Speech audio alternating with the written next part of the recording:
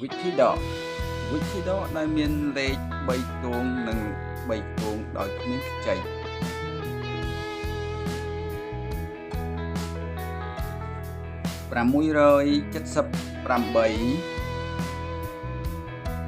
ដកនឹង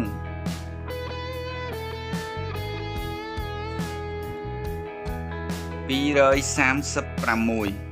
មុននឹងធ្វើប្រមាណវិធីដកបងប្អូនត្រូវសរសេរលេខទាំងពីរនេះឲ្យត្រូវតាមខ្ទង់រួចហើយដកពីលើចុះក្រោមដោយចាប់ផ្ដើមពីខ្ទង់រាយបាទខ្ទង់រាយគឺលេខ5 3បា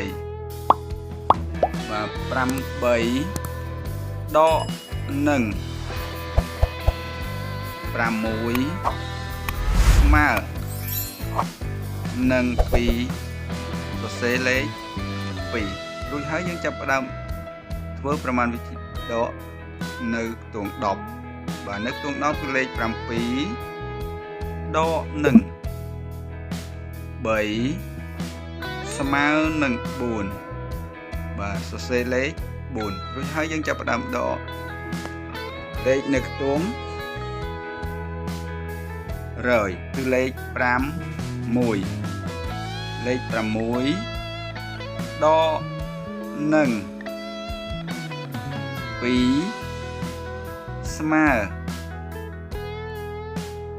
4បាទនេះគឺជាផលដកដែលយើងដកបានគឺ442